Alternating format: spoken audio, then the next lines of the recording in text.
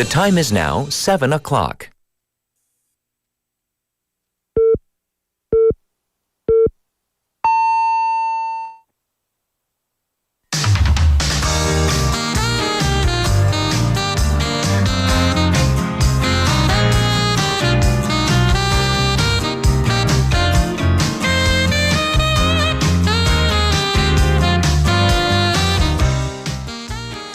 We often see seniors on the road pulling carts full of those boxes and papers, sometimes as a means of living, right? And there are approximately 15,000 seniors who live in such impoverished conditions, making an average of 770,000 won per month.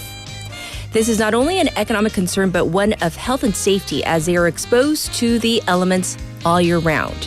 South Korea is a rapidly aging society, and senior poverty is a serious social issue that we need to address from all angles.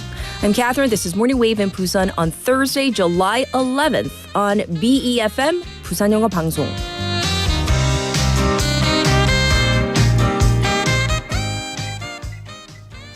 Good morning, wavers out there. I hope you are all doing well. This is Thursday morning here in Busan, Korea. And I know we have so many wavers joining us from all around the world. So welcome to our program. Wherever you are, excuse me, at least here in Korea, we've been having a lot of rain, torrential rain on and off. I hope you're doing well. Our top story for today, though, is elder poverty, represented by seniors who collect and sell boxes and scrap metal for a living. And you've likely seen these people on the street, often pushing carts and wagons. According to a survey by the Ministry of Health and Welfare, there are about 150,000 such seniors who make an average of 770,000 won per month doing this. Seoul had the highest number of such seniors at 2,530, followed by Gyeonggi, Gyeongnam, and Busan. So in Busan, we have 1,280 such seniors in our city. About a quarter of them had under 25 million won in total assets, although there was about 14% who had over 100 million won in assets, and that includes their homes. The average age of these seniors who collect scrap metal and cardboard was 78 years of age, but the most common age group was 80 to 84. Most of these seniors are now not out on the streets in the heat wave, rain, and the cold voluntarily, but out of dire economic need. And the number of 15,000, that shows that there are those who are in need of senior jobs or welfare. So this issue encompasses their livelihoods, but as well as how the country's welfare system is protecting, or maybe not protecting, some of its most vulnerable members. And this is certainly an issue that concerns society as a whole. And this is not something that we see just in K-dramas. This is something we actually see on the streets, and you probably still see them in everyday life. And I don't think this is something we can just kind of sweep under the rug or just like kind of drive around and kind of ignore. But for now, we're going to turn to our text topic. We're going to talk about something that we are going to talk about kind of at least peripherally later on, special interview. We're going to touch upon this. Not exactly, but kind of about for a special interview. So here we go. This is a which would you rather. Okay, so you have to choose one. Would you, okay, which would you rather prefer? Which do you prefer? A coworker who is not very nice, but really good at their job, versus someone who is the sweetest person, but really bad at their job. Okay, so you have to choose. You cannot, you cannot negotiate. There is no negotiating. So number one, someone who is not very nice, nasty, personality-wise, but really good at their job, versus someone who is the sweetest, nicest person, but really bad at their job. 자, 나중에 스페셜 인터뷰에 관련된 질문인데요. 자, 직장 동료 대해서 이야기를 나눠볼 건데 Number one versus number two. 네, 하나만 선택할 수 있고요. 자, 갑니다. 일을 잘하는데요. 그런 사람 있잖아요. 성격이 정말 뭐라고 설명하지? 정말 아닌 사람 있잖아요. 정말 이런 사람이랑 그런 사람이랑 일하는 직원 있잖아요. 네, 그런 사람 versus 일은 못하는데 성격 너무너무 좋고 너무 착한 분. 네, you have to choose number one or number two. 자, 다시 갑니다. 일은 정말 잘해요.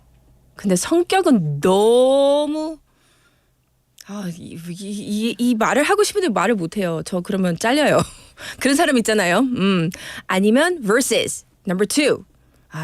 일은 못해요. 너무 못해요. 하지만 성격은 너무 좋아요. 친구 되고 싶어요. 네. So choose one or the other and you can make your choice. Send it into our live stream live chat on YouTube. Search for befm or 부산영어방송 and you have to subscribe. You also have to log in and then you can chat away with our other waivers. Also pound 9050. Yeah, it's going to cost you 101. You can also reach me for free on Kakao Talk. The various ways you can listen to us, 90.5, 103.3 FM. Also on our YouTube feed. By the way, you can watch again on that platform. You can use our Patbang app. And by the way, if you want to remain anonymous, let us know. We will leave out your name because, we might have some people who want to talk about their coworkers. You can remain anonymous. We will protect your identity. Don't worry about that. And for today, we have Lydia with Beyond the Headlines. We have Han with City Insights for our special interview. Kind of related to what we're talking about today. We're going to talk about the personality hire. So what is this? Have you heard about this? I mean, are you a personality hire? Because they say personality might be one of the most important factors in hiring. So let's talk about this in hour number 2. I'll be back with today's headlines.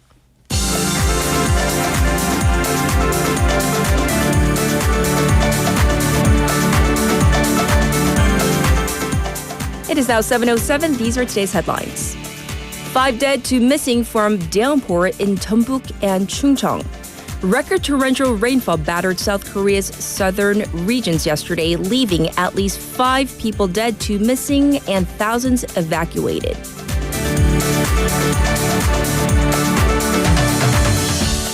Yoon begins series of bilateral summits at NATO.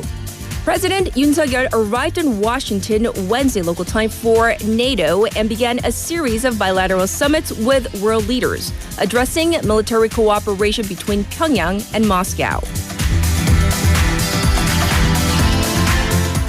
Unionized workers at Samsung Electronics declare indefinite strike. Unionized workers at Samsung Electronics declared an indefinite general strike yesterday, stepping up pressure over their demand for a pay raise.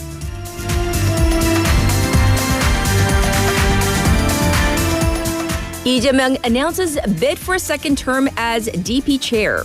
Former Democratic Party or DP chair Lee Jae-myung declares his bid for a second term as the party leader in the elections slated for next month.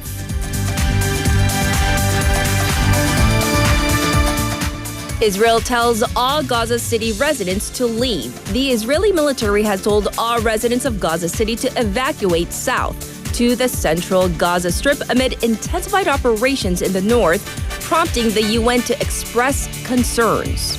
And these are today's headlines.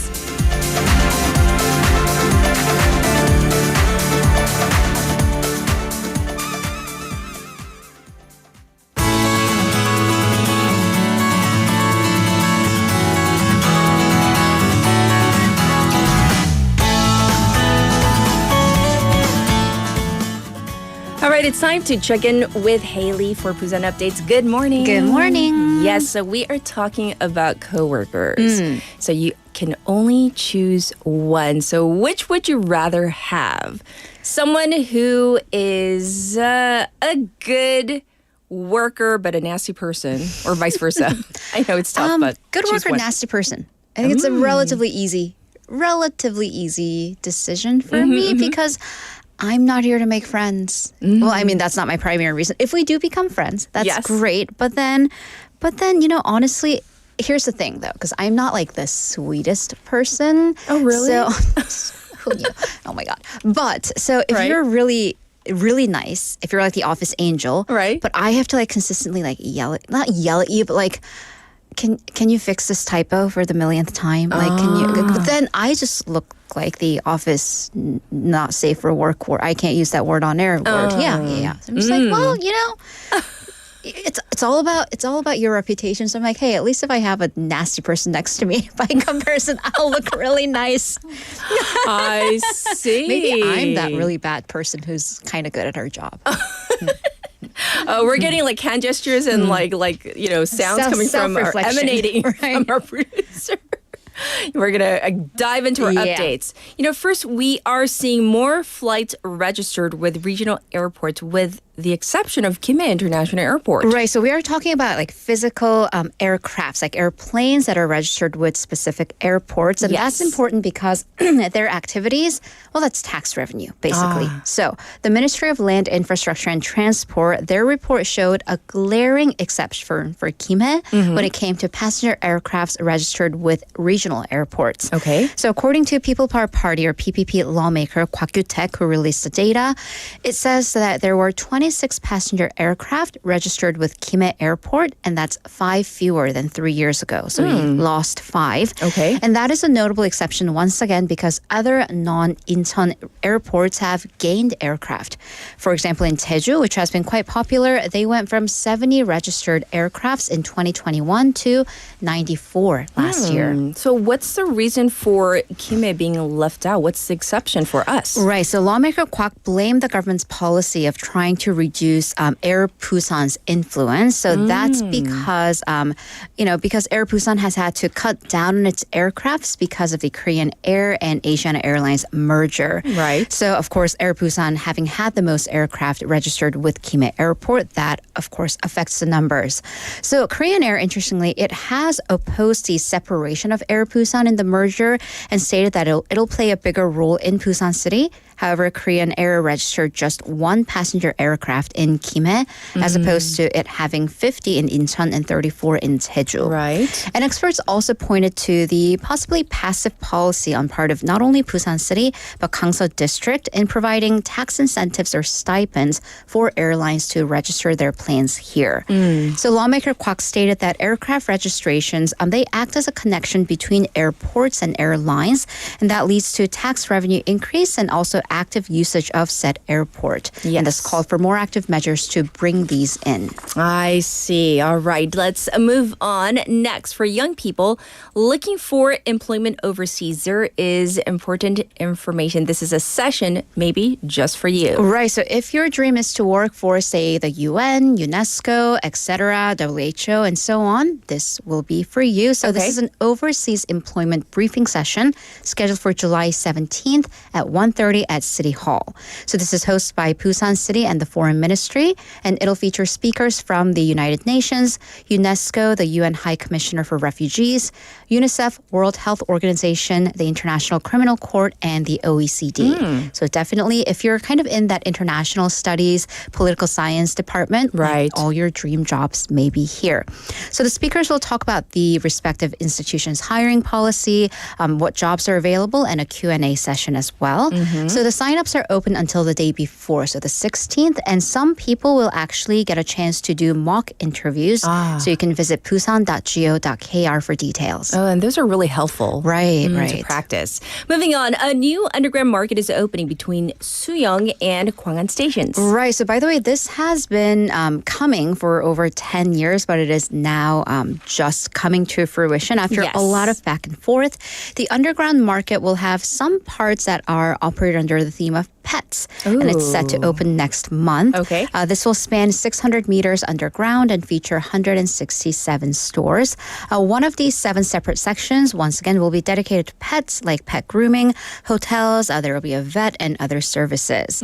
So this is of much interest because other underground markets, for example, in Seomyeon and etc., they have seen a significant decline in sales and foot traffic because of, well, COVID. Others, BRT lines are bringing that foot population above ground and, of course, the overall economy.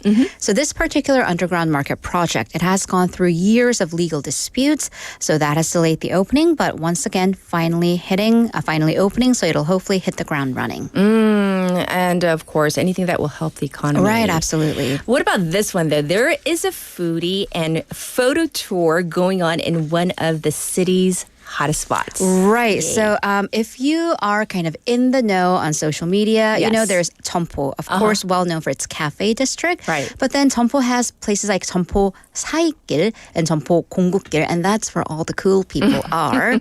So Busan City and Busan Tourism Organization, they're doing a foodie and snapshot tour of the 전포공구길, the hardware street. Sure. So this is a part of the city's alley tourism resource project, and it'll provide, number one, a guided tour to go through the major hotspots. So you'll be able to do tastings in restaurants and cafes and even take a craft class. So option number one features Thai and Western food, some dessert, and a leather workshop. I'm there. Right? Yes. Option number two, sushi, skewers, dessert, and a glass workshop. I'm there. Right. So the foodie tours are every Thursday. That's today. And then every Friday, a professional photographer will take pictures of the first 6 people every single Friday once again.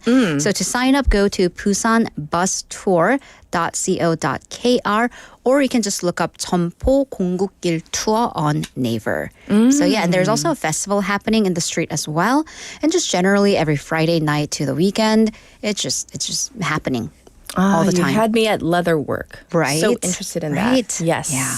So you might see Haley and me there. We'll be there. I'll be thank eating. you for the updates, Haley. Thank you. All right, back to you, the listeners. So difficult question today. You got to make a choice. It's either number 1 or 2. Which would you rather? It's a versus kind of a quiz. Number 1, coworker. Someone who is not really, really, really nice, but really good at their job. Or number 2, someone who is the sweetest person, but really bad at their job. So you got to choose 1 or number 2. In the meantime, while you contemplate that, here is your traffic and weather.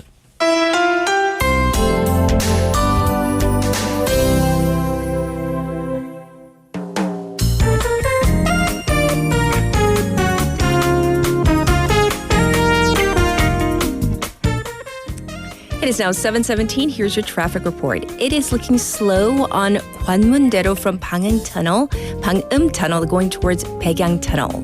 It's also backed up on the Dongso overpass from 범내골 ramp to the old Kaegum toll gate. There's also congestion on 만덕대로 from the 만덕 intersection to the entrance of the expressway. It is currently 23 degrees Celsius under cloudy skies, and the daytime high will go up to 27 today. Clouds will be covering most of the country today. Showers are forecast with strong gusts of wind in the afternoon for most of the inland areas, with possibly some hail, 우박, in parts of Gangwon and Gyeongbuk. And this was your traffic and weather for now.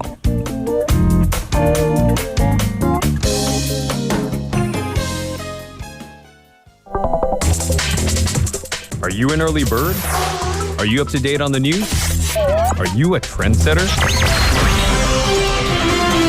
For all of the biggest issues from Busan to the world and useful information you need, right here on Morning Wave in Busan.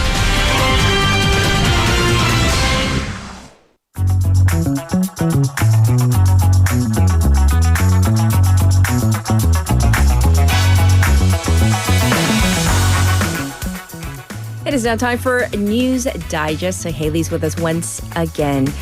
First, this is really important. We need to go over all of the damage from the rain yesterday, and unfortunately, we heard about some deaths, right? Right. So there was this massive downpour across the country yesterday, especially bad in the Gyeongbuk and Chungcheong areas. So for one, Kunsan saw the highest precipitation per hour at 131.7 millimeters, and that is within a span of 1 hour.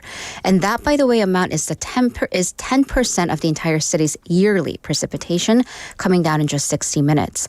And the Korea Meteorological Administration said that this is actually something you see every 200 years.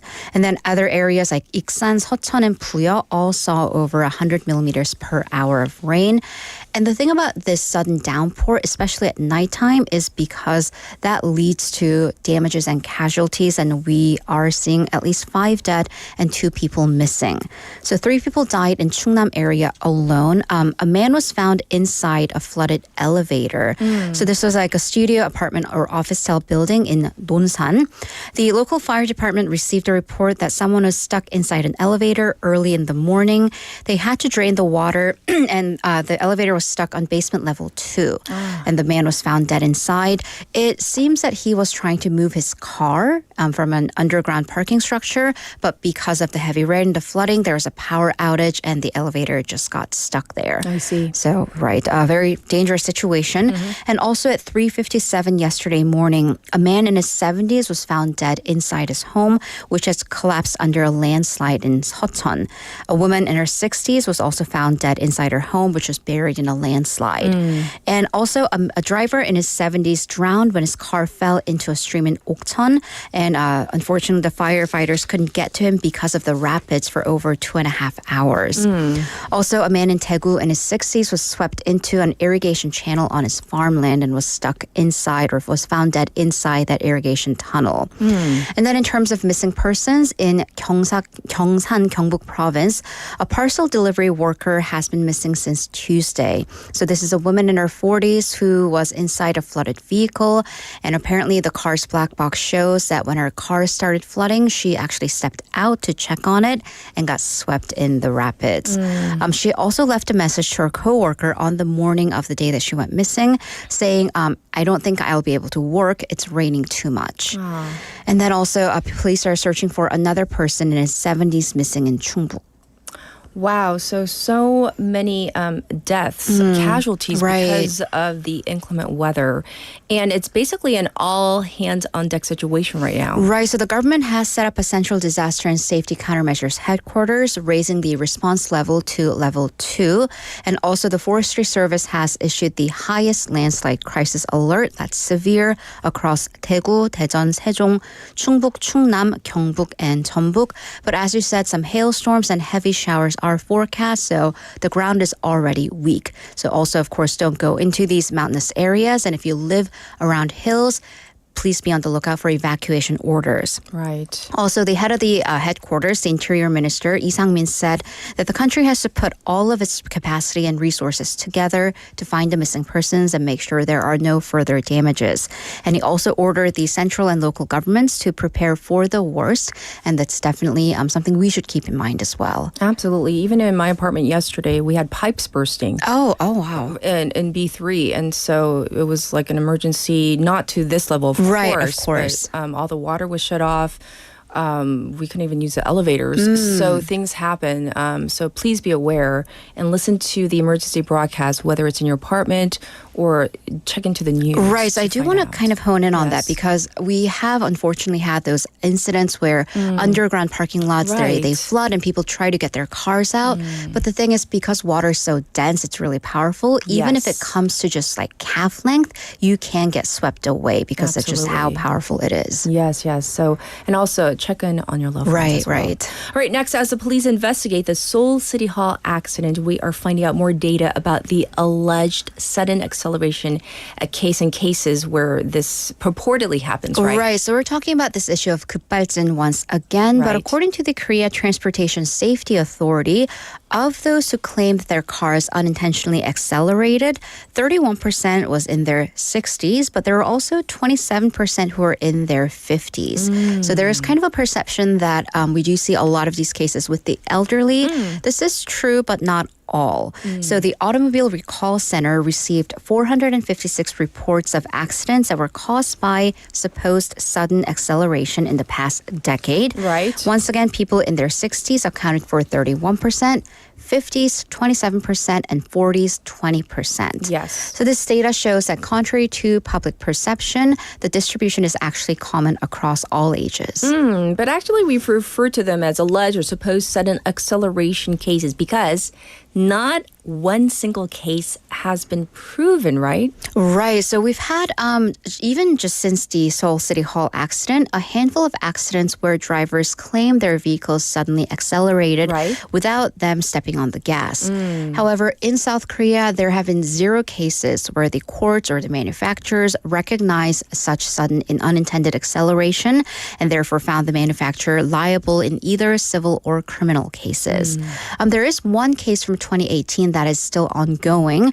This is a BMW vehicle that went the wrong way and where the appeals court did order the manufacturer BMW to pay the families of the deceased 40 million won on grounds that if there is an issue with the car's engines, the brake pedal will stick. So it'll feel really stiff, like it just won't go in. Yes. And it's also, therefore, because of this sticking issue, it's hard to determine whether the driver tried to step on the pedal or not. Okay. However, the case has been appealed, so it's under Supreme Court review. So still, the official count stands at 0. Sure. So between 2017 and this June, there have been 235 sudden unintended acceleration cases that were lodged. However, none were recognized. What about in other countries, just for comparison? Right. So let's look at the United States, for example. I mean, of course, these cases are extremely hard to prove, but the Department of Justice there and the FBI investigated a series of cases from 2002 to 2009 that pointed to problems with Toyota vehicles, which are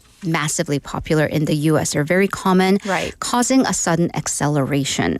So back in 2014, actually, Toyota did agree to pay $1.2 billion in criminal penalty for issuing misleading and deceptive statements to its consumers, regulators, and hiding another cause of unintended acceleration, the sticky pedal. Right. So there, the court ordered Toyota to pay damages, and they reached a settlement of an undisclosed amount with the victims. So it is, once again, hard to prove, but it's not unheard of. Okay. Thanks for comparing.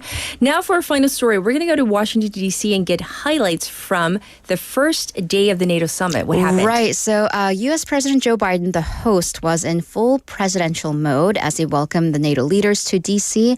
And in his opening remarks, he declared the military alliance more powerful than ever and that it's facing a pivotal moment, of course, with the war between Russia and Ukraine. Yes. And he also announced more military aid for Kyiv, warning that, quote-unquote, autocrats had overturned the global order. So in terms of what that military aid contains, NATO will collectively donate 5 strategic air defense systems and dozens of smaller anti-air batteries over the coming year. And then in terms of delivery, because the political issue is, I mean, this continues to dominate the news cycle. So the 13-minute speech was clear, strong, and very different from his debate performance. I mean, but he was going off of a prompter, to be fair. But then also, to be fair, it was a fine speech. Anyways, and just a couple hours ago, the leaders issued a Washington summit declaration, and just minutes ago, they adopted it. And that says that NATO leaders stand in unity and solidarity in the face of a brutal war on the European continent and at a critical time for their security. They also pledged long-term security assistance for Ukraine. It also mentions China, Iran, and North Korea, but it ultimately goes all back to Russia as NATO leaders see these 3 countries as being a, quote, decisive enabler and providing large-scale support in terms of direct military support for Iran and North Korea. Well, thank you for covering all the top news stories, and we'll check in with you in hour number 2, Haley. See you in a bit. All right. We are due for our first song break. How about this one? This is 사랑비 by 김태우.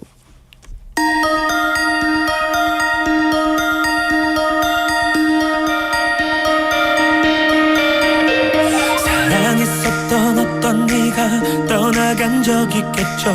모든 게 내 탓이란 생각이 든 적 있겠죠.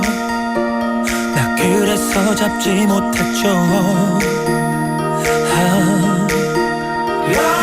이런 아픔쯤은 모두 잊을 수 있을 거라 다른 사랑이 찾아올 거라 생각했었죠. 왜 그런데 잊질 못하죠. 그저 하늘 바라보며 외치죠. 다시 한번 나를 사랑해줘. 내 맘속 작은 바람이 비가 되어 내려오면 내 사랑이 머리에 내리면 추억이 되살아나고 가슴에 내리면 소중했던 사랑이 떠오르고 내 사랑이 입술에 닿으면 널 사랑해 내게 외치며 비가 내리는 그 길을 따라 걷다 보면 바라던 내가 널 기다려. 믿음이라는 열쇠로 사랑의 상자를 열어 사랑이란 기도를 전하는 전화를 걸어 내 맘이 널 찾지 못해도 그저 하늘 바라보며 외치죠. 다시 한번 나를 사랑해줘. 내 맘속 작은 바람이 비가 되어 내려오면 내 사랑이 머리에 내리면 추억이 되살아나고 가슴에 내리면 소중했던 사랑이 떠오르고 내 사랑이 입술에 닿으면 널 사랑해 내게 외치며 비가 내리는 그 길을 따라 걷다 보면 바라던 내가 널 기다려. 돌아가 그때로 내 삶에 단 한 번 기도했던 대로 이렇게 외치며 사랑비가 내려와 너의 사랑이 나의 눈에 내리면 내 앞에 네가 서 있고 내 귀에 내리면 네가 다시 사랑을 속삭이고 널 사랑해 내 품에 안으면 또다시 행복해지며 해가 비추는 그 길을 따라 같이 또 걷다 보면 바라던 우리가 서 있어. 내게 다시 오라는 기도. 한 번 더.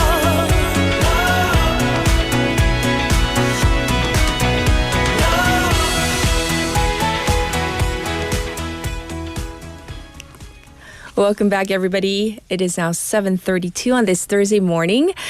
Our top story today is about poverty among elderly people, specifically seniors who collect cardboard and scrap metal for just, making ends meet for their livelihoods. The Ministry of Health, along with local governments, conducted this survey, and they've been working to engage them in various public job projects. So the ministry said that over 4,700 people have participated in senior job projects, including resource recycling projects that involve similar tasks as one they did previously.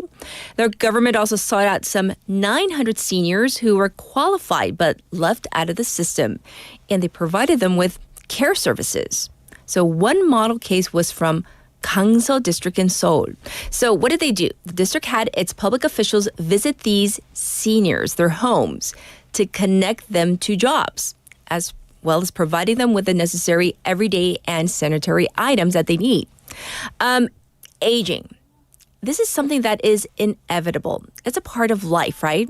And building strong safety nets for seniors now will ultimately benefit every member of society. Because when you think about it, you may think, oh, we're invincible. I'm going to be okay. But no one can guarantee, that you are going to be okay, that I am going to be okay. We just don't know.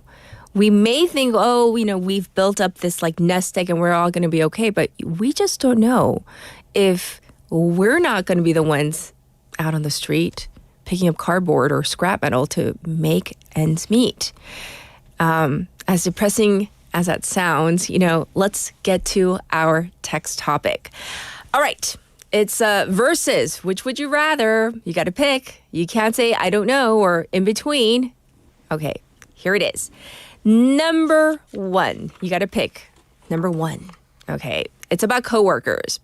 You have to pick between these two. Someone who is not very nice, personality-wise, but really, really good at their job. Versus number two. Someone who is the nicest, sweetest person, but really bad at their job. Not just kind of bad at their job, like really incompetent. Like, oh my gosh, so bad at their job. 자, 나중에 스페셜 인터뷰에 관련된 질문이라서 이거를 묻는 건데요. 직장 동료 돼서 이야기를 나눠보고 있는데요. 자, 꼭 선택하셔야 되고 중간쯤은 없어요. 자, 1번. 일을 너무 잘하는데 성격이 진짜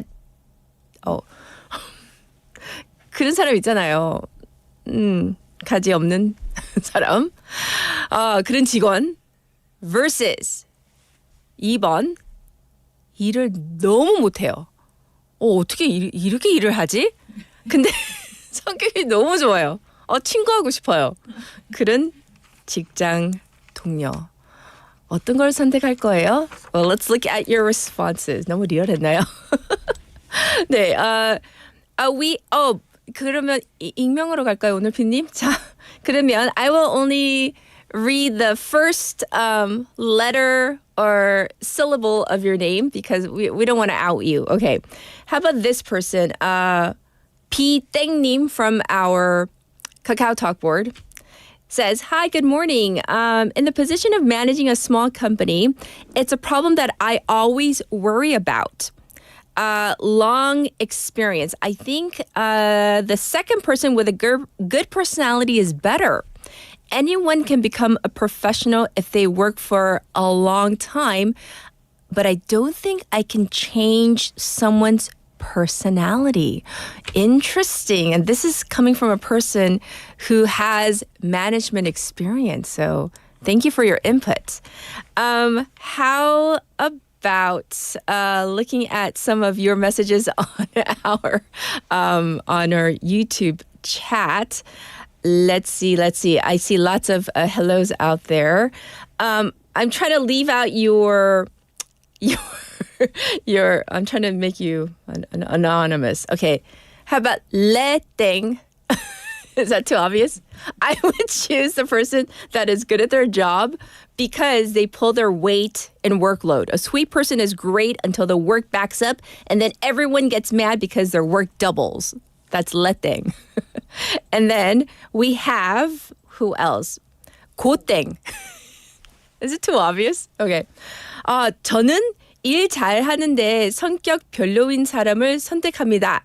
일 못하는 사람과 있으면 진행이 되지 않아요. 근처에 그런 얘기하는 분들 많이 봤는데 결국 일 잘하는 분을 선택하더라고요. So basically to translate, they would choose the person whose personality is not so great because the work is most important. So those are the messages for now. I'll read more later. Here is our hot clip for today.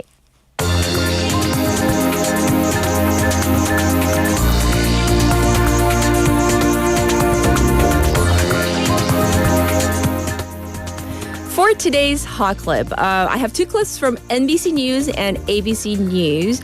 It seems that, yes, Joe Biden is in the news quite a bit after that debate. And now we have actor George Clooney, who, has been really supportive and a major Hollywood fundraiser for Democrats. He has just written an op-ed piece asking for President Joe Biden to step aside So let's listen to the clips. Some Democratic lawmakers are strongly backing the president, others voicing serious concerns as the president hosts the NATO summit in Washington, where his performance is going to be closely watched. This morning, with President Biden determined to stay in the race, Democrats facing a choice whether to stick with Biden or call on him to drop out. You're riding. But now a 7th House Democrat, Congresswoman Mikey Sherrill of New Jersey, calling on Biden to withdraw. And overnight, Senator Michael Bennet delivering this blunt warning. Donald Trump is on track, I think, to win this election and maybe win it by a landslide and take with him the Senate and the House. Sources tell ABC News Senators John Tester and Sherrod Brown also raised doubts about the president winning re-election when Democrats met behind closed doors. Separately, though, this White House is now dealing, President Biden himself, with another very critical, scathing op-ed about the political future of Joe Biden. It comes from the actor George Clooney, who writes in this op-ed, "I love Joe Biden, but we need a new nominee." Of course, he was a part of the huge fundraiser hosted just last month where Joe Biden arrived directly from the G7 taking place in Italy. Clooney says in part that the Joe Biden that he was with 3 weeks ago at that fundraiser was not the Joe Biden of 2010. He says not even the Joe Biden of 2020. He was the same man we all witnessed at the debate. In short, Clooney says this is about age, nothing more. He adds, we are not going to win in November with this president. And he worries on top of that that Democrats won't win the House and are going to lose the Senate as well. He touts, the very exciting Democratic bench in his words. Names like Wes Moore, Kamala Harris, Gretchen Whitmer, and Gavin Newsom, Andy Beshear, and J.B. Pritzker. He says, in his words, concluding it, Joe Biden is a hero. He saved democracy in 2020. We need him to do it again in 2024. No formal comment from the White House or the campaign on that. Of course, they push back on the idea. They note that Joe Biden has said that he is running. He is not getting out of this race right now. They have noted the public comment. So that is what's going on. It seems that behind closed doors, some of the Democratic politicians, they do want to see some change, but it's really difficult to tell the sitting president it's time for you to go. However, George Clooney, and some might think you're an actor. Why are you even speaking out?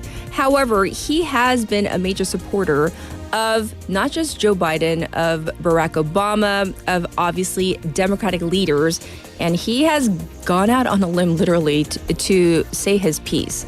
Anyhow, that is what's going on right now as we speak. This was your hot clip for today.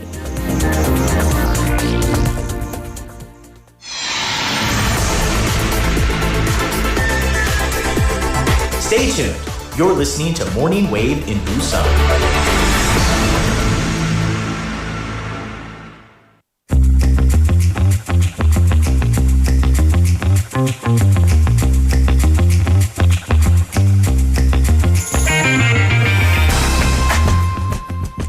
It is now time for Lydia and Beyond the Headlines. Good morning. Good morning. Hey, so did you hear about our text topic?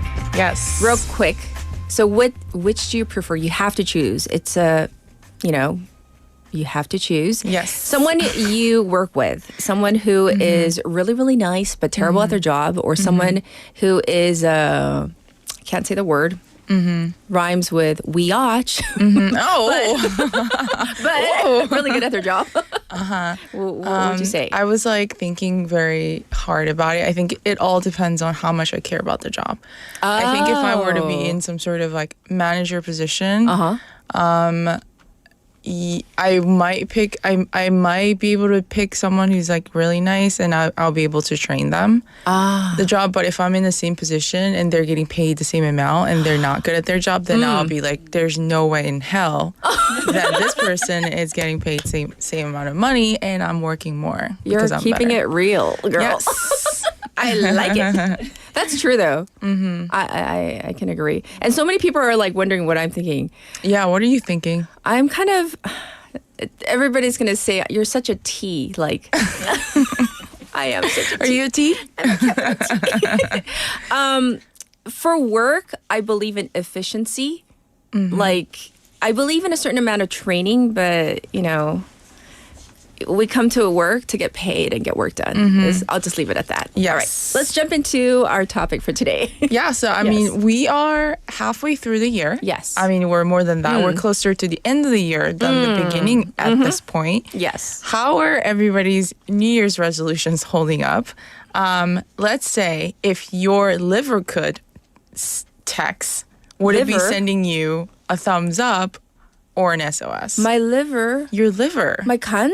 Yes. 간 맞아요? Yes. You know, for a 갑자기 내 lot 간은 of 왜요? people are quitting. A lot of people decided to quit alcohol in the beginning of the drinking. Drinking, yes. yes. But you know, as we hit the 7th month mark, some where people is might our find 간? it tough. Kan is 어디예요? I Somewhere. don't know. It's I don't even know where my 간 here. is. Somewhere here. Yes. Okay. Yeah. And I'm sure a lot of people can, you know, a lot of our listeners can relate to that, right? And it's common to start strong and then struggle as time goes on. Yes. And today I'm here to give those resolutions a mid-year boost. Okay. So here is the deal. Yes. The latest study by a world-leading expert on alcohol and longevity, two things we're very interested in, has revealed that even moderate drinking can reduce your life expectancy, which certainly is challenging this long-held belief about positive health benefits that drinking alcohol may have. So this guy named Dr. Tim Stockwell, a renowned scientist at the Canadian Institute for Substance Use Research, said in an interview that consuming an average of 2 drinks per week over a lifetime can shorten one's life by 3 to 6 days. Ooh. So if a person were to drink 7 alcohol beverages a week, they risk cutting their life expectancy by 2.5 months. Let's say if a person who drinks 35 alcohol beverages a week is looking at shaving 2 years off their life. And according to the research in Korea, people are drinking on average 9 times a month. Okay. And each time at least 7 drinks. So Koreans are sort of in the realm of like closer to heavy drinkers than non-drinkers. And so I'm thinking, I don't really fall into that category, but I'm thinking about all the people that I know that fall into that category.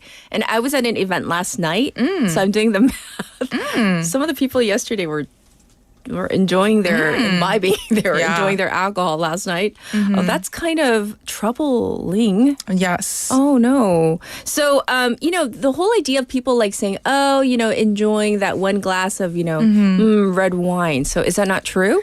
Well, I mean, yes, we've all heard the claim that having a glass of wine every night is a secret to living longer. Right. And like, we are guilty of choosing like, oh, like, let's just drink wine over something else. And, you know, this is good for me. This is good for my heart. Like, same goes for makgeolli. Like, oh, like, let's just drink makgeolli over soju. It's probiotic. It's for your guts.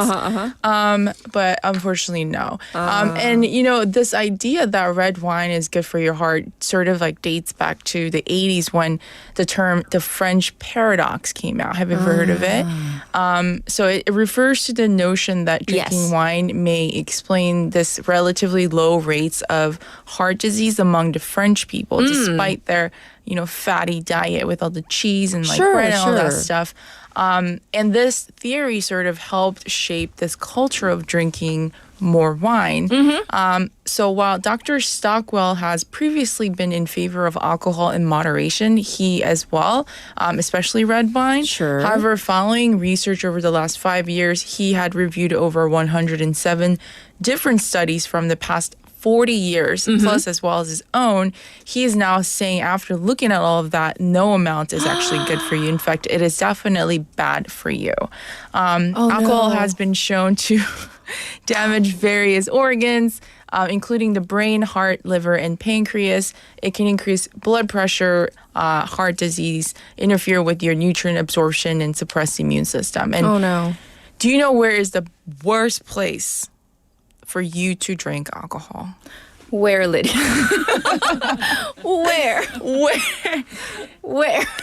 In the air while you're flying. Oh, really? Because you're so high up, the altitude? Absolutely. Yeah, so in a recent study found that consuming alcohol on airplanes can be detrimental for a person's body. That's scary because everybody's drinking. Yeah, everybody's like, that's when you drink. Is that when you drink ever? I don't drink ever, so I'm okay. I'm safe. Not even when you're flying first class. No. Not even that little bit of champagne. Even yesterday, there was free alcohol like flowing, and I had like 사이다, and that's not a brand. So yeah.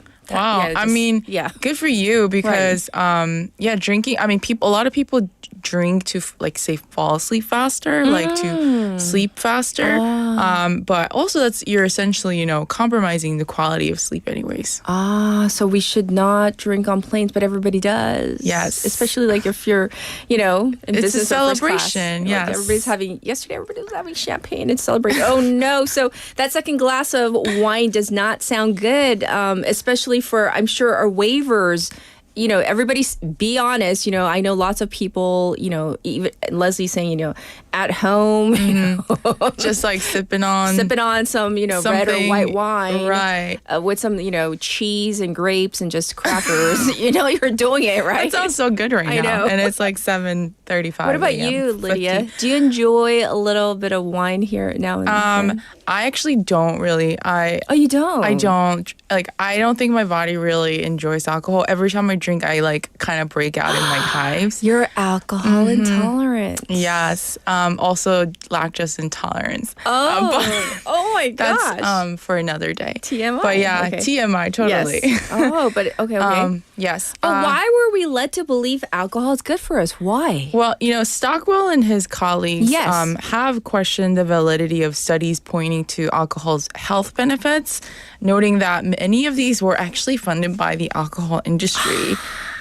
He said that we want to believe alcohol can be good for us because, it's comforting to believe that because it's been part of our culture and our life for so long.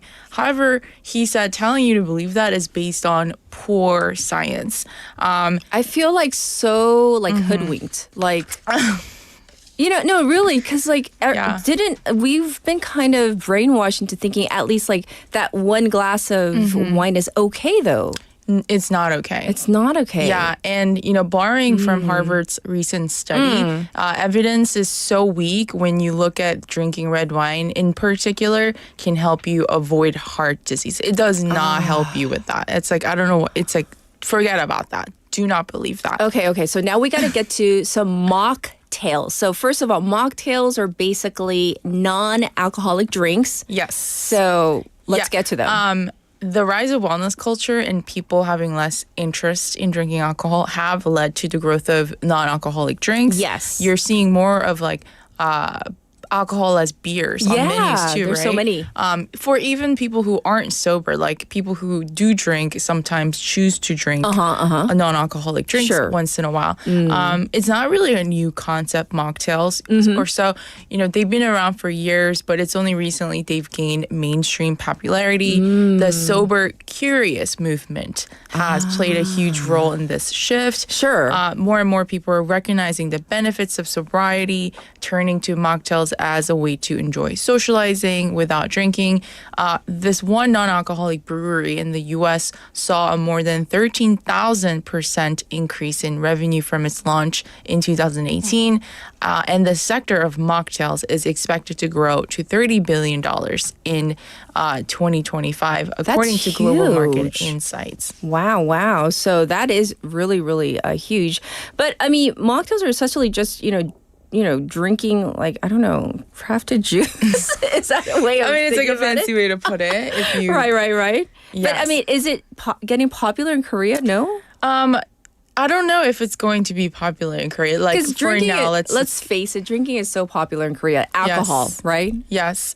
And if you're having a hard time, cold, hard, quitting, day one, just cold stop turkey. drinking. There's also a concept of damp drinking. What is damp drinking? It's making an effort to limit alcohol consumption without cutting it out entirely. It's about being cutting down, aware of how much alcohol you're drinking. Okay. So know how much you're drinking, and how it's impacting you in the moment. Recognize the reasons you're drinking. Why am I drinking? Do I need to drink? Okay. And understanding the consequences after you drink. It's about improving your relationship with alcohol. So you're maximizing the fun, but also minimizing the negative side effects like hangovers and regrets, anxiety, wakings, aging badly. We don't want any of those things. So. Lot of food for thought or alcohol for thought. So thank you for bringing this to our attention, and we'll check in with you next week. Thank you so much, Lydia. Yeah, see you next week, guys. All right. And here is our final song for hour number 1. This is Dolphin by Oh My Girl. See you at 8.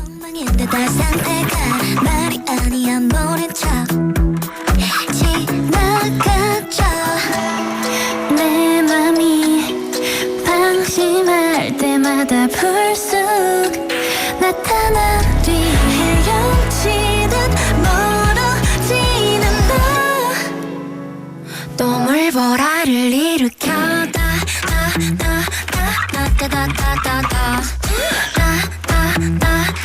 물보라를 일으켜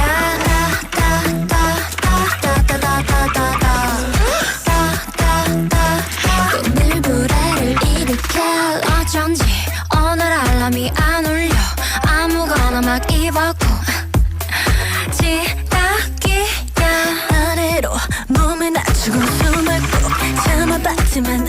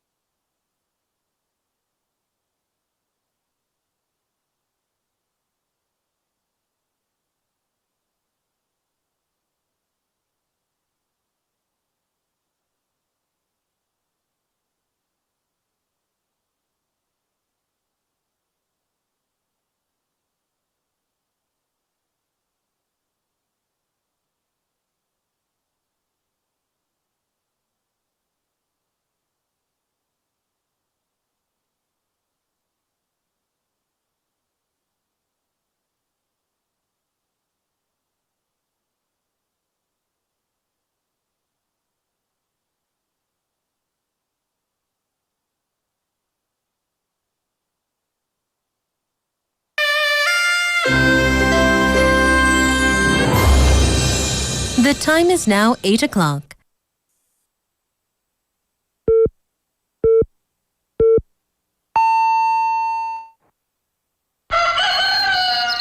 Good morning, Dynamic Busan. Yeah, you're waking up. Time to shake it up. Tell the world good morning and find out what's going on. Well, hi there, folks. There's everything from comedy to lively chat to music. Broadcasting from a room about the size of your closet. All calls are recorded. What show is this? Live from Korea's dynamic city, this is Morning Wave in Busan. I'm sorry, who'd you say you were?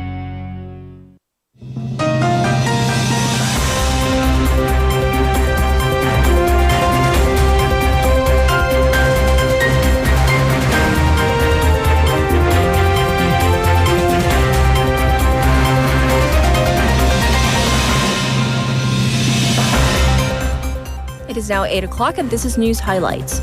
5 dead, 2 missing from downpour in Jeonbuk and Chungcheong. Record torrential rainfall battered South Korea's southern regions yesterday, leaving at least 5 people dead, 2 missing, and thousands evacuated. Kunsan received 131.7 millimeters of rain within a 1-hour period, marking the heaviest hourly downpour on official record nationwide. The Interior Ministry raised the response level of the Central Disaster and Safety Countermeasures Headquarters to level 2, and Korea Forestry Services raised the landslide alert level to the highest, severe across central and southern parts of the country. President Yoon Suk-yeol directed relevant ministries to craft preventive measures to minimize damage from heavy rainfall during his visit to the United States.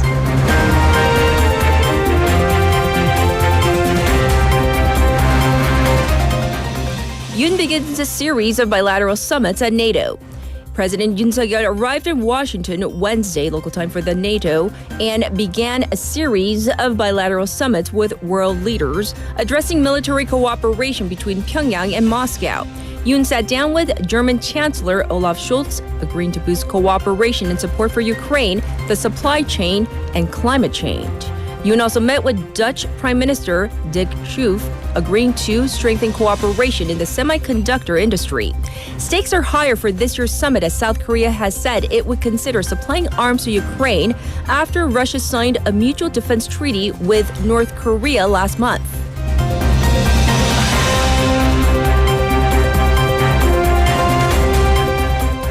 Unionized workers at Samsung Electronics declare indefinite strike. Unionized workers at Samsung Electronics declared an indefinite general strike yesterday, stepping up pressure over their demand for a pay raise. National Samsung Electronics Union wrapped up its 3-day strike yesterday and announced this new collective action, saying the company did not attempt to engage in any dialogue. The two sides have had several rounds of talks since January, but have been unable to narrow their differences over the wage increase rate, vacation system, and bonuses.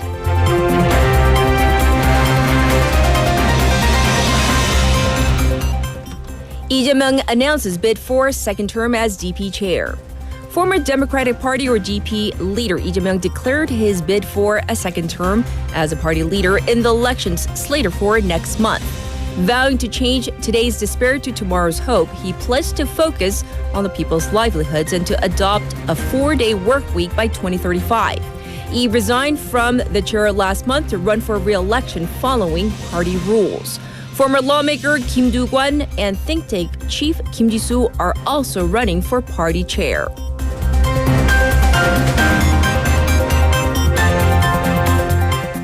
Israel tells all Gaza City residents to leave.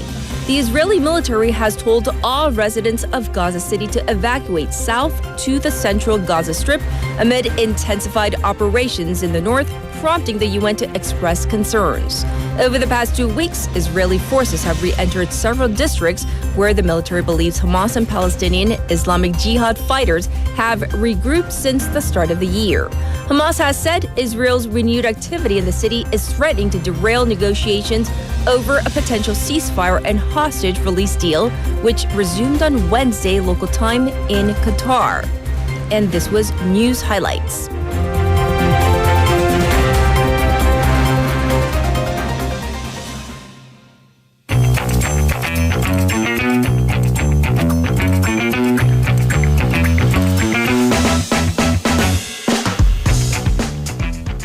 It's that time. It's time for Issue Wagga Wagga. That means Haley's back in the studio with us. Hello.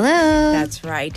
Well, we got to get serious because there was a murder in Busan earlier this week, and this was apparently a dispute between neighbors that might have contributed to this. Right. So Busan's Pukbu police, they booked a man in his 60s for allegedly stabbing a father and his daughter to death. So this happened at a multi-household home, aka what we call a villa here in Korea. It happened in Pukgu's Kupo, where apparently the father and daughter were coming out of their home to walk their dog. After the incident, the man also tried to kill himself, but he failed. However, he is still in a state of unconsciousness. So according to the neighbor's statements, the victims, they do have a dog whom they apparently kept on the balcony. They raised the dog on the balcony, and the perpetrator had allegedly complained about the smell. Oh. And although the perpetrator, he moved out 2 years ago, but he kept visiting the building often because he has a friend who lives there. So the police did secure that there were 112 calls made about the issue in the past, but they're of the position that they cannot say that this was the concrete cause of what happened. Of course, with the perpetrator, being unable to answer questions, the investigation is still ongoing. So this is a very unfortunate and, an extreme, hopefully a singularity case. However, neighbor complaints about pets and noise separate have been on the rise.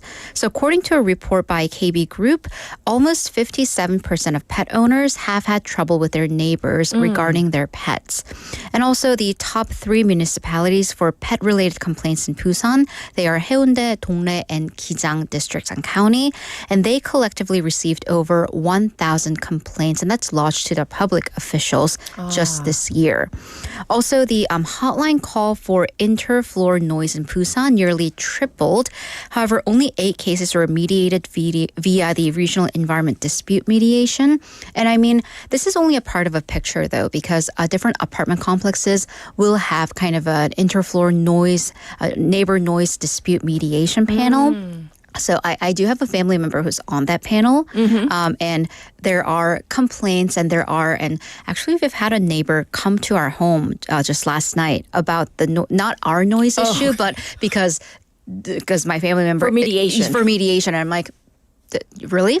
She just kind of showed up, and we're like, oh, that's another neighborly issue. I'm like, can I lodge a complaint against that neighbor? Yeah. So interesting. So definitely.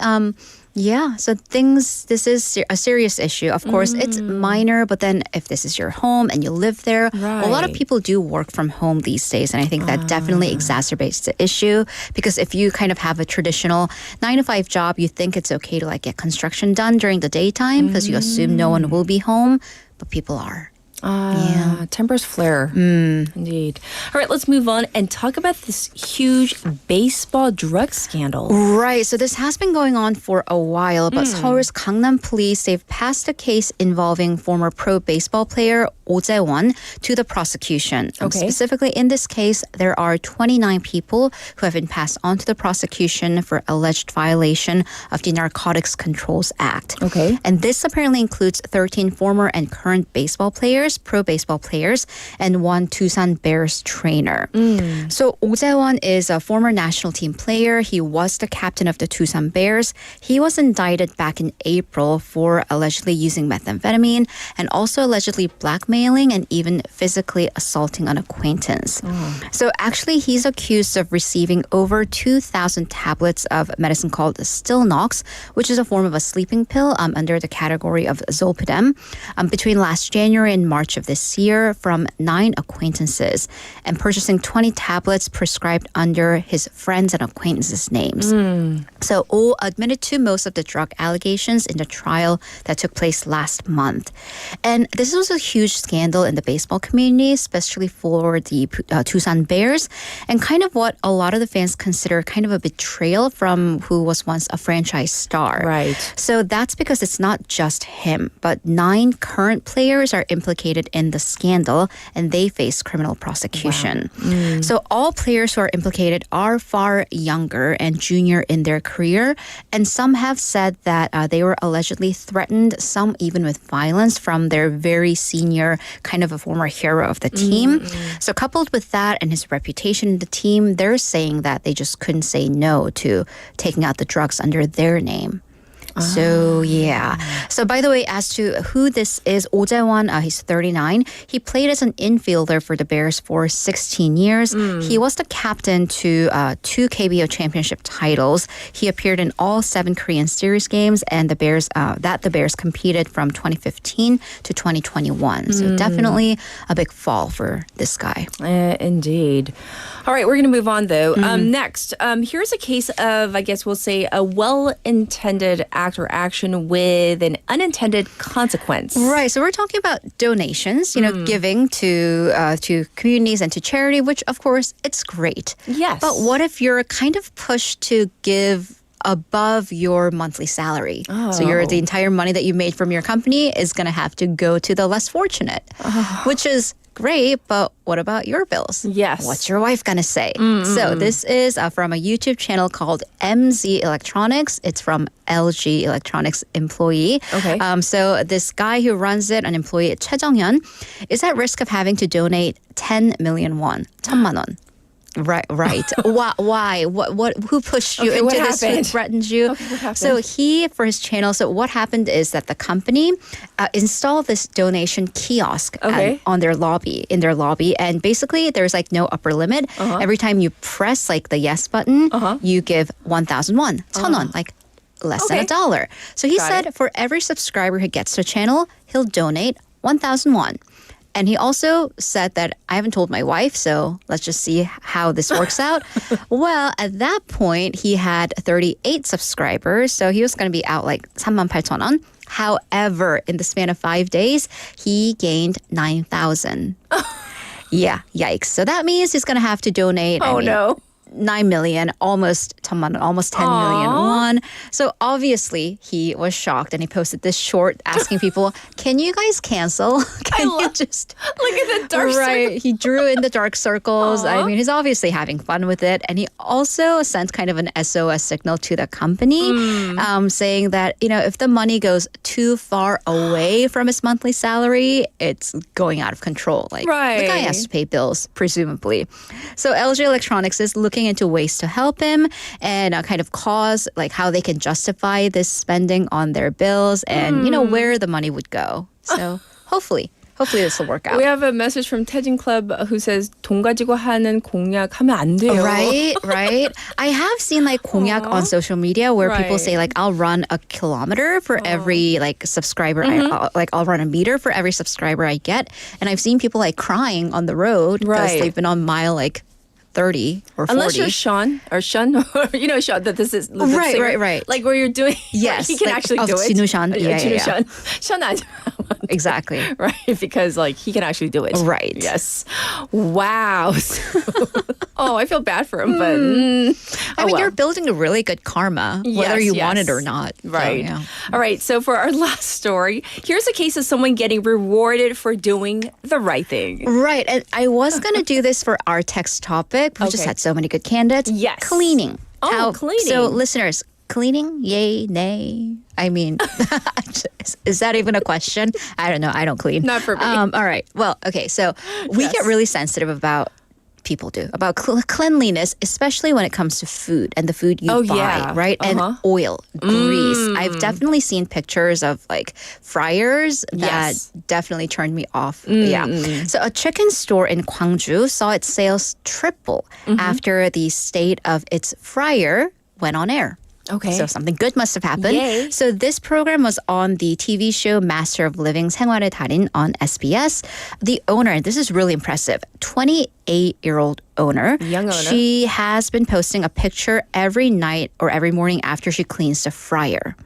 Which I'm like, at 29? I mean, and this is so bad for her, but I was like, I don't think I even cleaned my own room. Still kind of don't, but I'm like every night I'm like, really at 29? Like I was such a lazy 28-year-old. Oh, that's the 인증샷 on her social media every day. Look how like sparkly. That's the fryer. That's not the sink in the picture with the clear, like the clear liquid is the oil, not water. Which I'm like, that's the oil. That's the oil. That's like seriously. That's how clean things. Or it's like the foam left over from the fryer. Anyways, that fryer is just sparkling clean. So a month after the show aired, the sales for the store tripled. So I she would order said, from there. I would definitely order from Yes. there. I would, like it on my delivery app and save it. Right. She said she posts a picture every night, not for sales, but kind of to show her friends and acquaintances, like, hey, I'm working really hard. And just kind of that's what MZs do. Yeah, they post everything. Exactly. Yes. But she had no idea this would get that much attention. And of course, that's not easy work because number one, that is apparently the way she does it, 2-hour process. Which I'm like, how? So what happens is, number one, and as a consumer, I'm so thankful, she uses a sponge rather than like a metal scraper because with the metal, the scraps can get in, like the little bits and pieces can get in. Right. And then also she uses a hair dryer to melt the oil because grease, when it hardens, so she'll like reheat it. I'm like, what? That's like going above and beyond. Above and beyond. So, I Right. mean, no wonder I would eat off that thing. Yeah. So apparently also this is very moving. She's been the breadwinner of the family ever since she was 20 years old. Her parents are quite a bit older. And she also hasn't had a vacation in 8 years. Wow. So hopefully you will soon be swimming in money and take your family out on a nice vacation. Right. I mean, kudos. Yeah. If she were in Busan, Right. seriously, We would do a 회식 there. I for would sure. go there right now, like at 8:16 in the morning. 8:16. Like Sure. I would encourage our listeners to order from there. Anyhow, thank you for such interesting stories for issue 와글와글. And we have so many listeners, like especially like Koso Waver. As soon as like the segment comes on, He's my like, biggest fan. It's time. Yes. So thank you for all the stories, and we'll check in with you tomorrow. Thank you. Have a great day. And it's now time for your updated traffic and weather.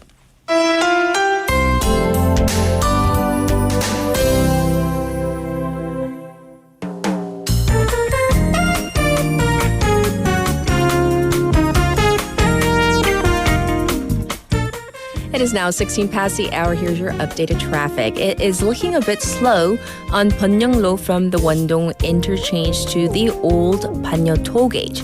Also backed up on Gayadero from Daegum to Jure intersection.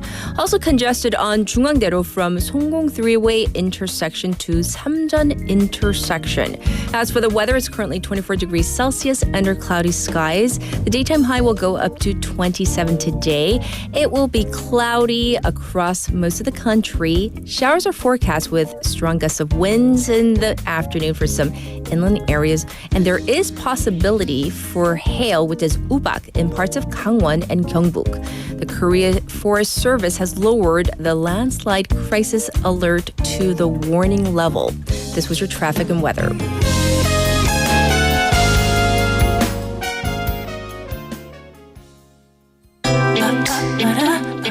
And this is Love on Top by Beyonce.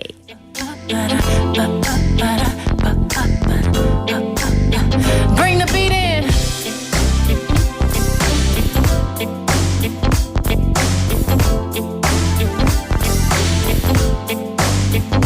Honey, honey, I can see the stars all the way from here. Can't you see the glow on the window pane? I can feel the sun whenever you're near.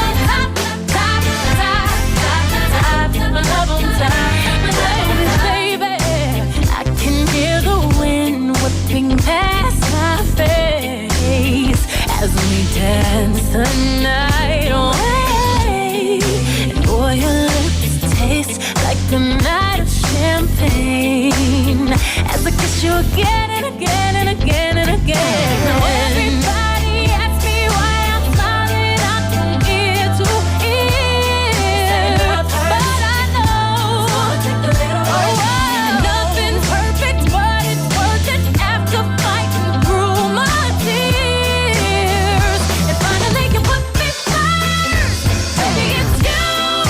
You're the one I love. You're the one I need. You're the only one I see. Come on, baby, it's you. You're the one that gives your all. You're the one I can always call when I need to make everything stop. Finally, you put my love on top, top, top, top. Oh, baby, you put my love on top, top, top, top, top. You put my love on top, top, top. Oh, come on, baby, you put my love on top, top, top, top, top. My love on top, baby, it's you. You're the one I love. You're the one I need. You're the only thing I see. Come on, baby, it's you. You're the one that gives your all. You're the one that always calls when I need you, baby. Everything stops. Finally, you put my love on top, baby. You're the one that I love, baby. You're all I need. You're the only one I see. Come on, baby, it's you. You're the one that gives your all.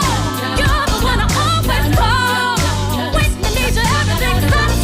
Finally, you put my love on top, baby. 'Cause you're the one that I love, baby. You're the one that I need. You're the only man I see. Baby, baby, it's you. You're the one that gives your all. You're the one that always calls when I need you. Everything stops.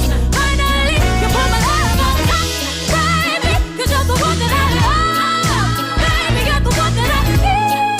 You're the only one I see. Baby, baby, it's you. You're the one that gives your all. You're the one that always calls when I need you. Welcome back, everybody. It's time to go over our text topic comments one last time. I asked you if you had to choose between these two, really, someone who is not very nice but good at their job versus someone who is super sweet but just not so great at their job. Looking at your comments, we have somebody who is new to our YouTube chat room, Comericano. 일터에서 일 못하는 게 나쁜 사람임. So this person says, a person who is not good at their job is a bad person.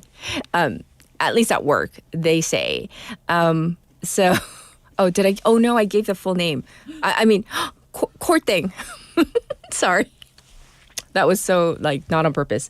And then we also have, without giving, drift thing? D thing. That was really not a D thing. You can teach a job, you can't teach good manners. Oh, interesting. Okay. So meaning that's like a completely different take on that. Meaning, yes. I kind of, I'm on the fence on this though. I was thinking I was definitely number one, someone who is not really good personality-wise, but is really good at their job. But the more I think about it, in terms of personality, you can't teach a person how to be nice, but you can teach someone how to be good at their job.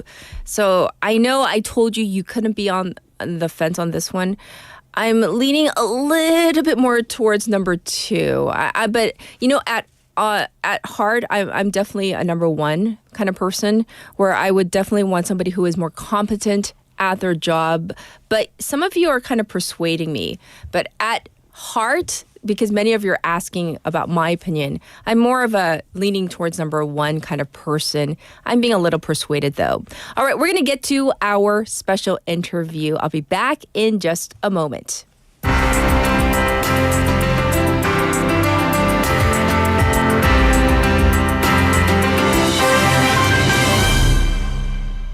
Have you heard of this? a personality hire. Could you actually be a personality hire? They say that personality is an important factor in persevering within the workplace and that these individuals add value, not always through what skills they possess or, X amount of years of experience, but rather through their personality. This concept has made its rounds through social media, with many realizing that, you know what? I may be a personality hire. Let's find out more about this. We have invited Dr. Edith Hill, who's an associate lecturer at Flinders University, joining us to break down this concept. So let's say hi to her. Hi, welcome to the program. Hi, thank you so much for having me. Yes, so let's break this down. This definition of a personality hire. What would you say this means? I think you covered this so well. It's basically the idea that someone has been hired maybe more because of their personality rather than the skills that they're bringing to the job. It's not to say that someone is completely incompetent and they're only being hired for their personality, but the personality may have kind of had a bit more of an impact on them getting the position. So what key characteristics distinguish these types of people from the more traditional hires, people that are hired for more of their competency, their skills? So the way people are talking about this online, it's the skills that are really about teamwork, collaboration, being kind, being the person who's willing to work with anybody, the person who, when they walk into the office, they kind of bring that aura of like joy and happiness and bring that, vibe to an office. And those skills are really important. You want people who are excited to be at work and people who are happy to be there. So they're bringing that energy and that fun and usually that collaborative spirit to their workplace. But why are those the things that you described, teamwork, that joy, that aura, can't we just call them soft skills? Is that too nice of a term to call it that?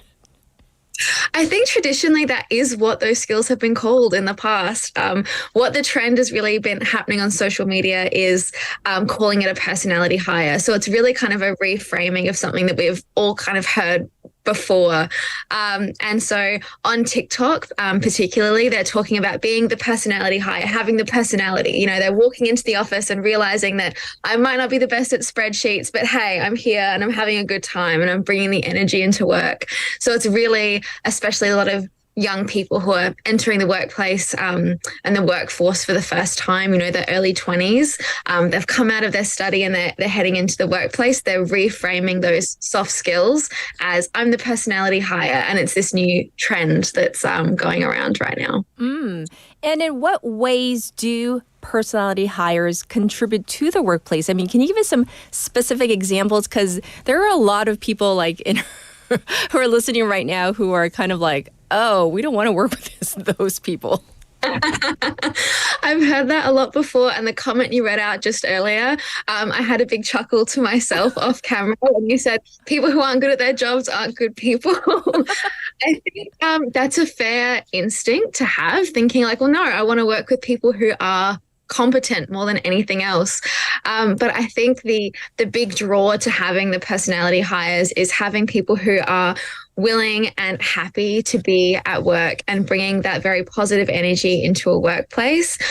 For example, you have the people who organize all the team lunches, who think, I'm remembering everybody's birthdays. I'm making people feel important and wanted and like they're a part of a team.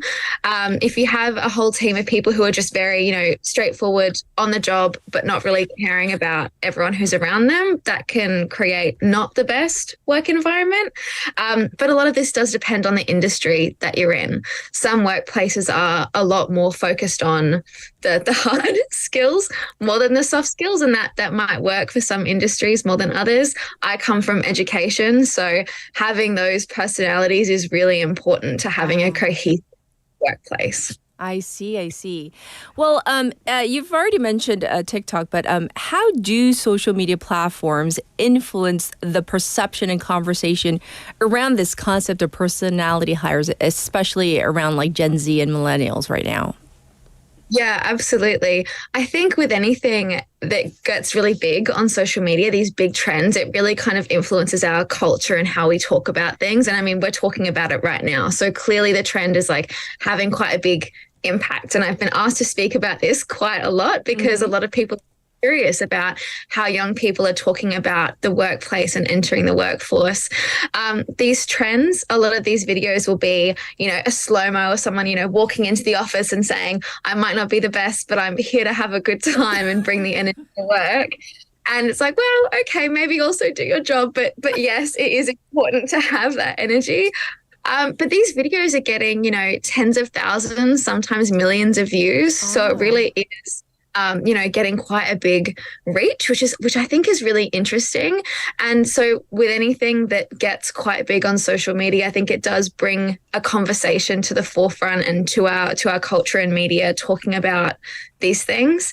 And it's interesting to think about how these young people are framing the skills that they bring into the workforce, especially a lot of us working at home for a really long time. And now we're thinking more about workplace dynamics and being in a physical space with others and having to get along with people. And I think that's really important and interesting to see how young people are talking about this. Right. On the flip side, though, Dr. Hill, I'm thinking, though, it can be humorous and we're kind of like smiling about it. I am definitely. But on the flip side, I'm thinking, though, that it could kind of turn off another segment of people in the workplace, people who might be thinking, I don't have that certain flair, or like, I'm really working my, my buns off, while you're kind of walking into the workplace with that aura and coming in looking fabulous and kind of gliding through the day, while I'm working really hard and coming up with the ideas and working really hard, getting paid pretty much the same as you are. And there might be a little bit of resentment. So how might that affect the workplace? Yeah, I think that's really, really important and definitely something I've heard from people before saying like, oh, well, what if I don't have those skills? Does that mean I'm not valuable? Look, in my ideal world, I want both. I want to be incredibly competent and also lovely, and that people would enjoy both sides of me at work. And I hope that's what I'm achieving personally. But I think it's very fair to feel, maybe a little bit annoyed if there are people who aren't completing their job in the way that they maybe need to. What I've really noticed about this trend online is people are using it more of a joke and aren't taking it super seriously. They're not necessarily saying I'm completely incompetent, but they're valuing other skills that they have in a different way. So we don't really want people at work, or shouldn't really be encouraging people who are only bringing the personality and not bringing competency and being able to achieve, because that, I think, could cause a lot of resentment in a team. Personally, I would not love if one person was lovely but completely incompetent. Right. I don't think I would enjoy working with them very much at all.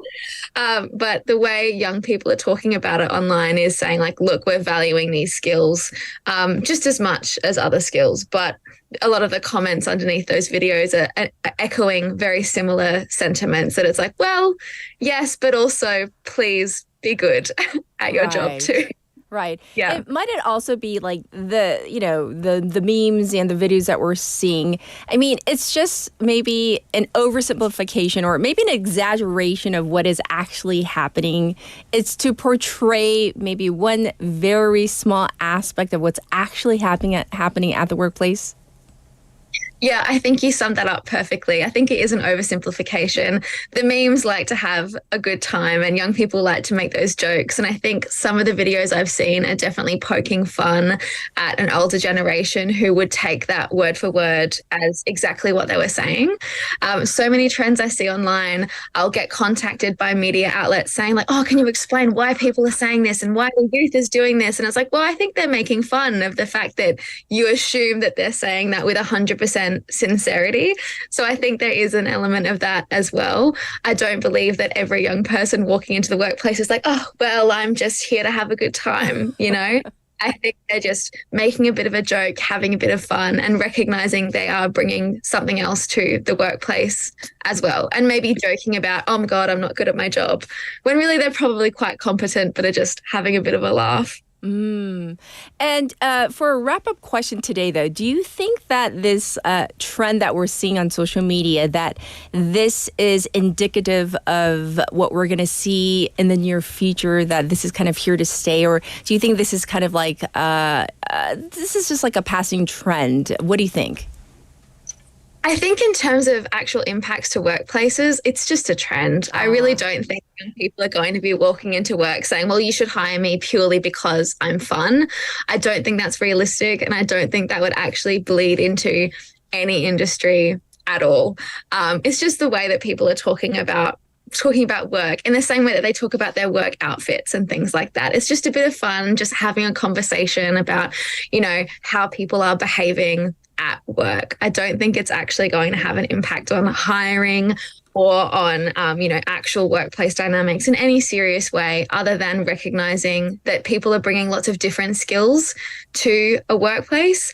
And it is good to make sure you have a balance within a team. You don't want all of one or none of the other. It's really good to have that balance and make sure everyone is comfortable and happy and working cohesively, and having too many personality hires or not enough could really upset that balance. And it's up to a workplace and a manager to make sure everyone's cohesive and no one's stepping on anybody's toes. And of course, that's a little bit difficult to manage sometimes. But I don't think it's this is what is happening now. It's more of a conversation, having a bit of fun about how people behave at work and looking at the skills that especially the younger generation is valuing in themselves and having that confidence as well walking into work. Right. That was our last question to you as Dr. Edith Hill, but I do have a final question to you as Edith. So if I had to ask you that same question as Edith, not as Dr. Hill, which do you prefer? Someone who is super cool, super nice, not that confident, versus someone who's really, really good at their job but is not so nice? If you had to choose, what would you prefer? I'm putting you on the spot. And I initially was the same of thinking, like, I want someone who's good at their job. I don't want to be picking up extra work that's not my responsibility. But I do firmly believe that you can teach anyone to do anything. People are so competent. You can teach someone to do a job. You can't teach someone to be nice. And I would prefer picking up a bit of extra work than working in a hostile environment where someone maybe wasn't nice. If they were neutral and really good at their job, I might pick that. But having someone who's a little hostile or not a good person to work with, but they're really excellent, I think I would prefer working with someone who's a little, maybe not the best, but they're nice and teachable. Being teachable, I think, is the main thing here. So that was a half answer, but leaning towards I'd rather you be a nice person, because you can teach anyone anything. I'm a teacher, come from education. You can teach anyone anything, and I think I'd prefer that. Thank you so much for answering all of our questions, including that last one. Thanks for joining us today. You're so welcome. Thank you for having me. All right, everybody, this was Dr. Edith Hill with questions regarding the personality hire, and she was such a good sport answering our final question as well. We're going to take a short song break. Here it is, Just the Way You Are by Bruno Mars, and I'll be back in a moment.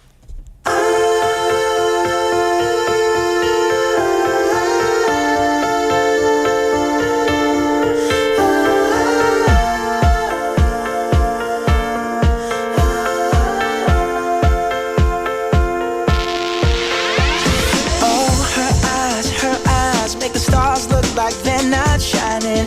Her hair falls perfectly without her trying. She's so beautiful, and I tell her every day.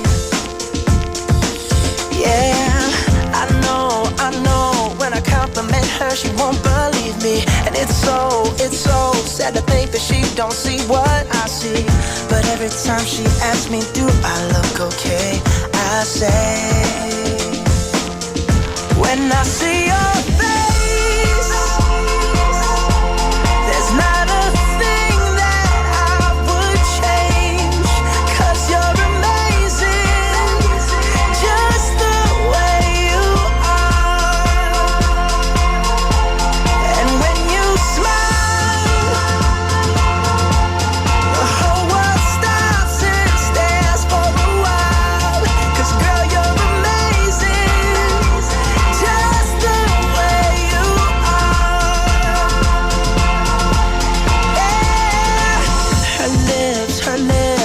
kiss them all day if she'd let me. Her laugh, she hates but I think it's so sexy. She's so beautiful, and I tell her every day. Oh, you know, I never ask you to change. If perfect's what you're searching for, then just stay the same. So don't even bother asking if you look okay. You know I'll say when I see your face, there's not a thing that I would change, 'cause you're amazing, just the way you are. And when you smile, the whole world stops and stares for a while, 'cause girl, you're amazing, just the way you are, the way you are, the way you are. Girl, you're amazing, just the way you are. When I see your face, there's not a thing that I would change, 'cause you're amazing, just the way you are. And when you smile, the whole world stops and stares for a while, 'cause girl, you're amazing, just the way you are. Yeah.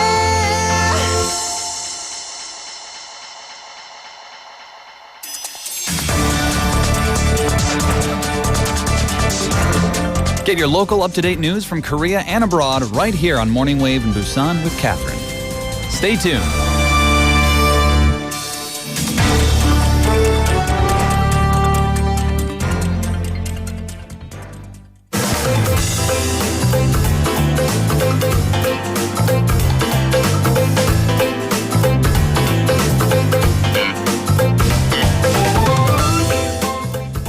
It is now time for City Insights. We have Haeyeon in the studio. Good morning. Good morning. Hey, we got to talk about our text topic. Okay. Because everybody is we're kind of split down the middle. We've been asking, would you prefer to work with, number one, someone who is not so nice, but is really good at their job? Okay. Versus number two, someone who is super sweet, but is incompetent at their job, coworker-wise. Now, the spectrum of not being nice can Nasty. run wide. We're talking nasty. Like, you know, at the end of the day, I think I can program my brain to consider this person as like a good working AI that is nasty. And just treat that person as such. Because at the end of the day, my main goal at work is not to make friends. It's to work. I can make friends elsewhere. To be productive. Yeah, because and it gets a little hard to get a little frustrated at the nice person for not doing the work well too. Because then that stresses me out too. Like, hey, I know you're trying your best, but you're so bad at your job. So yeah, I'm gonna go for the efficiency. Okay. Yeah, I get I'm it. gonna store that person's name on my phone as nasty. McNasty. McNasty. Like Jay Park. Oh, we can't play that song, huh? Oh, yeah. It's probably 19금 아니에요? That song's in my head. There might be a clean version. Yeah, we'll see. we need the clean version. It's like stuck in my head, but anyway. Oh, okay. We're going to jump into our first city insight. What do you have for us? So I spoke with the director of the Busan Hope Lighthouse Support Center, or in Korean, the Busan 희망 등대 종합 지원 center, Ms. Kim Myung-sun, to talk about the work that they do for the homeless or the unhoused people in our area. Yes, and compared to other big cities, homelessness is less prevalent in Busan, but we do know how many are currently unhoused in Busan. Do we know? Yes. So according to the latest survey, there are 109 unhoused individuals in Busan. And while the majority of them are men in their 50s and 60s, there's been a recent increase in the number of homeless women and younger adults as well. And so with the heat wave and now the rainy season, they are especially vulnerable, I'm sure. Yeah. So what kind of support is the center providing for them? So during the day, they run cooling shelters that people can come by. And every night of the year, they have emergency sleeping arrangements from 6 p.m. to 7 a.m.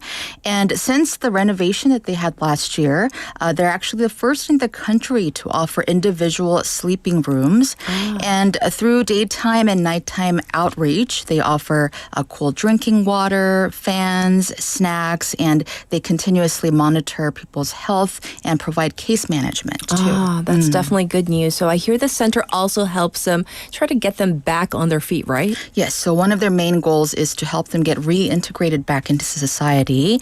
So they connect them to what's called 쪽방 consultation centers to hook them up with temporary housing and other personalized support. And there are programs that help them become self-reliant through training and getting job certifications. Also, psychiatric rehabilitation programs are offered. And the thing is, homelessness can happen for a number of reasons and circumstances. So it requires different approaches to help them get back on track. So in the clip that we'll hear next, Ms. Kim Myung-sun talks about some different causes and reasons of homelessness that she's observed through her work. So let's have a listen.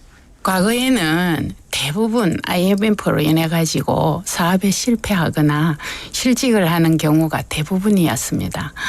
최근에도 경제적인 문제로 노숙을 하는 경우가 가장 많긴 하지만 과거에 비해 정신과 문제나 가족 해체 등의 문제로 노숙을 시작하게 되는 경우가 많이 증가하고 있습니다.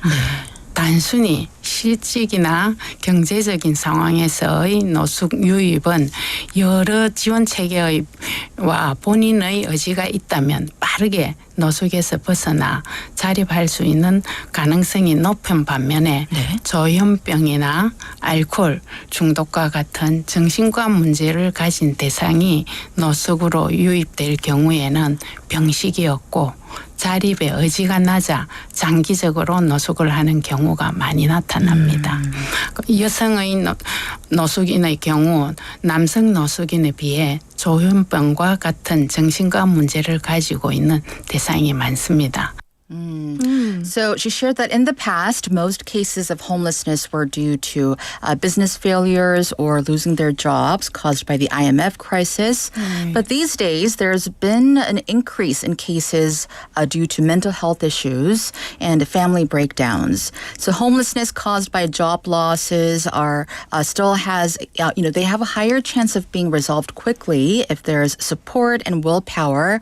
But people with mental health issues like schizophrenia or addiction issues often, lack the awareness of their condition and have lower motivation for self-reliance. So she says that it does lead to longer-term homelessness.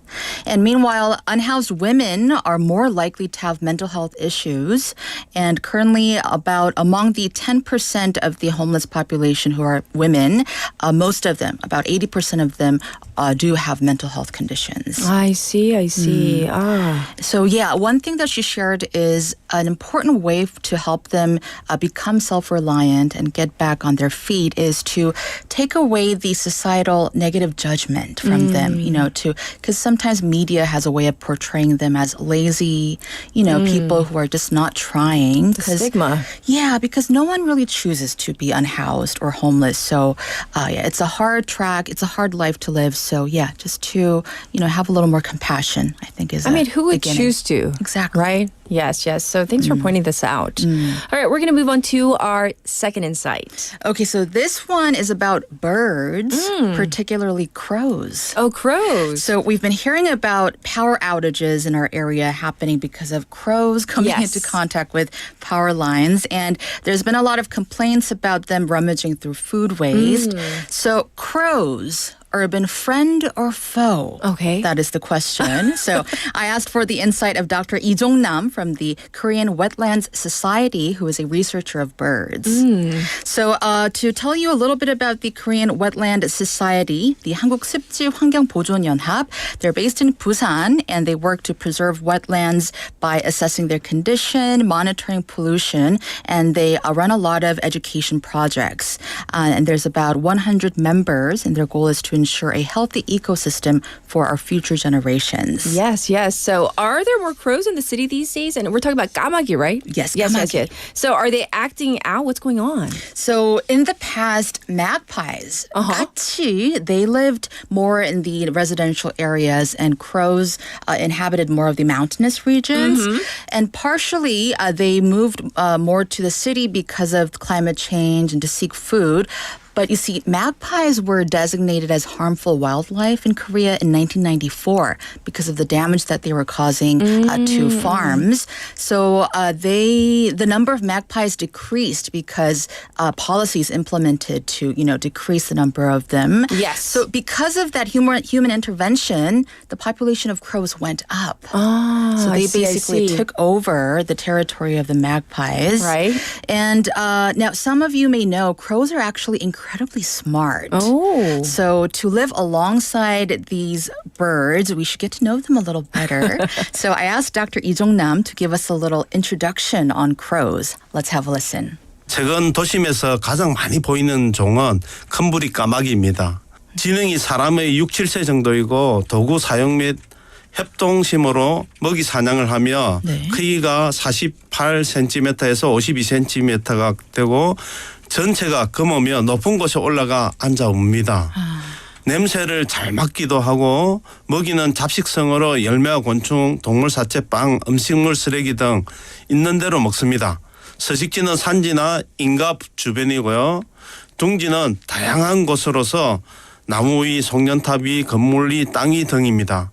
번식지는 3월에서 5월 사이에 하며 한 배 산란되는 알수는 2개에서 5개입니다. 수명은 20년 정도 사는데 보통 자연에서는 7, 8년 정도 산다고 보시면 됩니다. So he shared that the most commonly seen species of crows in urban areas is the large-billed crow. Now, if you're on our YouTube live stream, you'll see a photo of one of them, a large-billed crow taking flight.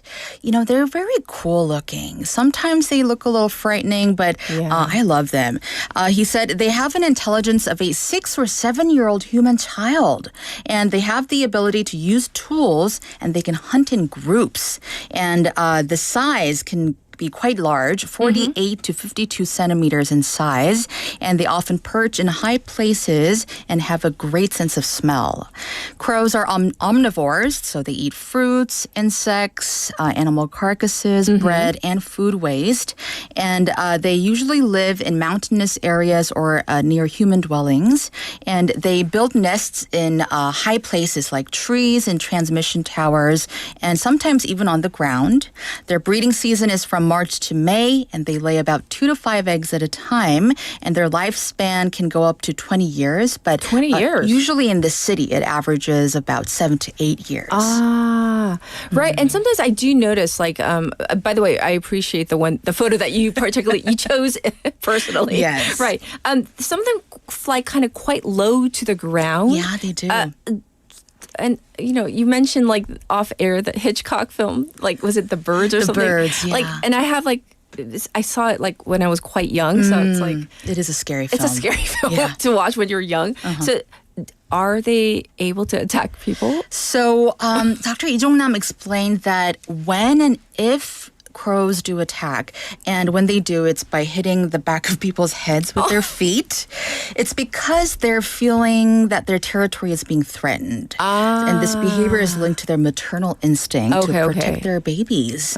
So if there are young birds in their nest or around the area, they will attempt to attack larger animals or people that approach within a certain range. I see. So there is a possibility for it. Yeah. Now, because of all these issues happening, I think the easy fix, the short-term fix would be to, capture them. But there are also more creative and humane solutions. So, for example, Japan, certain parts of Japan has a similar issue with crows. And what they do is they've experimented with drone models of crows. So using the drones, they play, like sounds of crows, like giving out danger or safety signals to lure them back to the mountains. So that's one way. Okay. And another way is to, of course, covering food waste bins in apartment complexes. Got it. And because they build, nests in high places, removing, their nests or maybe avoiding planting tall trees might be another way. Yeah.